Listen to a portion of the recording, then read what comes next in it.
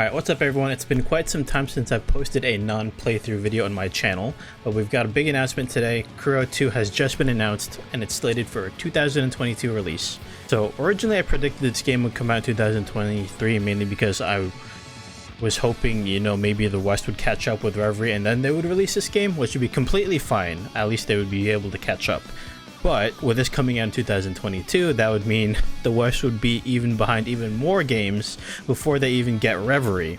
And considering they're doing at least one, maybe two a year now, by the time in 2023, if they happen to make another, the West will be even behind again another game before Reverie comes out, most likely. Which would really suck for people who actually wait for the English release, because they'll be behind in the hype several years behind, which kind of sucks.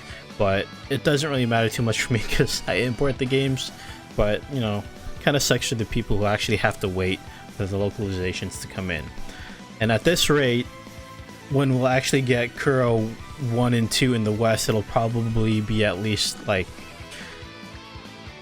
maybe 5+ years from now, which by the time 5 whatever years pass, there'll be like at least 5 more games to catch up, and it'll be all over the place.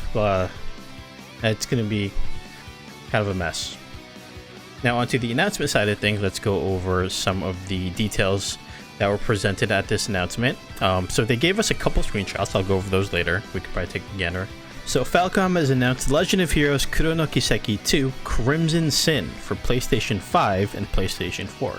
Which is good. They're announcing for PlayStation 5 immediately, considering Kuro 1 was only announced for PlayStation 4. So released in fall 2022 in Japan, which is most likely an August or September release, as per usual. And some of the details: on September 30th, 2021, Falcom released its 40th anniversary work, The Legend of Heroes Kuro no Kiseki, for PlayStation 4, and now its sequel and the latest entry in the Trail series, The Legend of Heroes Kuro no Kiseki 2 Crimson SiN, will be released for PlayStation 5 and PlayStation 4. A new, further polished story following The Legend of Heroes Kuro no Kiseki's first chapter, which depicts the people living between the light and darkness in the Republic of Calvard, with a young Spriggan von Arkwright as its protagonist. Popular illustrator Katsumi Inami returns from the game as the sequel's character designer.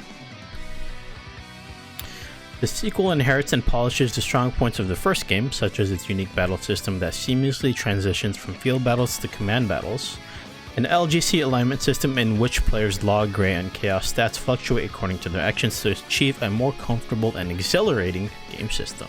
So I'm only a little bit more than halfway done with my current Kuro playthrough as of this video, and I think I have generated enough of an opinion to say what I like and dislike of the game.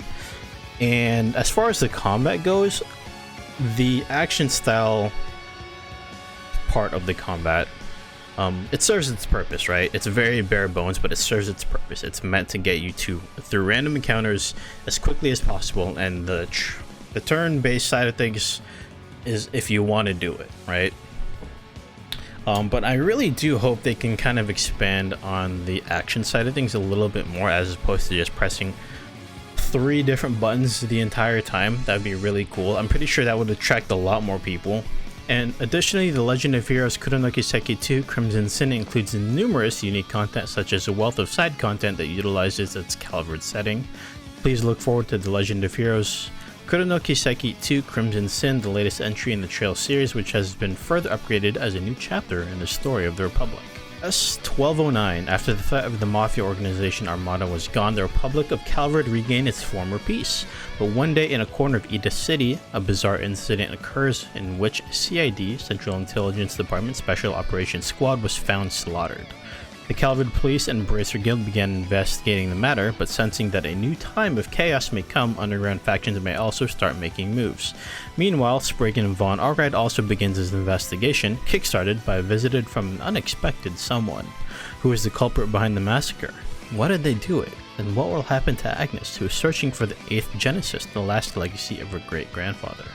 The brutish roar of a crimson beast, an encounter with a young boy and girl seeking something, will lead them down a trail they cannot escape.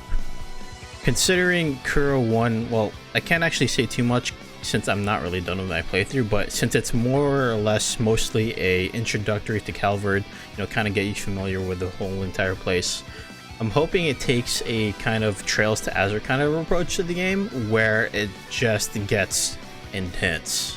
And that's what I'm really kind of hoping for, since we kind of got a little bit of sense of that so far in Kuro 1. At least bits of it so far. Now, since this game is coming out in 2022, I'm hoping the game's quality will not suffer for the lack of development time they're putting into this game, because they only have about like 1 year between releases, right? So I'm hoping the game doesn't really take a hit in development wise. Now, something that I'm hoping they at least do for Kuro 2 is add a little bit more voice acting. Because in I think they were kind of just testing the waters, since this is their first game on a new engine, kind of seeing the reaction to, you know, how they're going to do things from now on. And I think the reception was more or less pretty good. So I'm hoping that at least add a little bit more voice acting. Because in Kuro, at least so far, it's very sporadic, and sometimes it can kind of break the immersion a little bit with how sporadic the voice acting kind of is at times with the story. That's been my personal complaint so far. But other than that, I really do like what they've done with the game so far, so I hope they really do a good job with trying to enhance that experience a little bit overall. So here's one of the images they showed for Kuro 2 so far. So we got Vaughn's Grendel and another one supposedly. Can't really tell what's going on in the back, but it looks like something's getting destroyed in the background for sure. And then here looks like Elaine. Yeah, it looks like Elaine and Vaughn. It looks like, yeah. So this is probably leading up to, you know, these images right here. So to add on to what I said earlier, I really do like the changes they made to Kuro overall. Like I said, I kind of just wish there was a little bit more voice acting. But now that they've got the introductory game to Calvard out of the way, I'm really excited to see what they'll do story-wise for the game.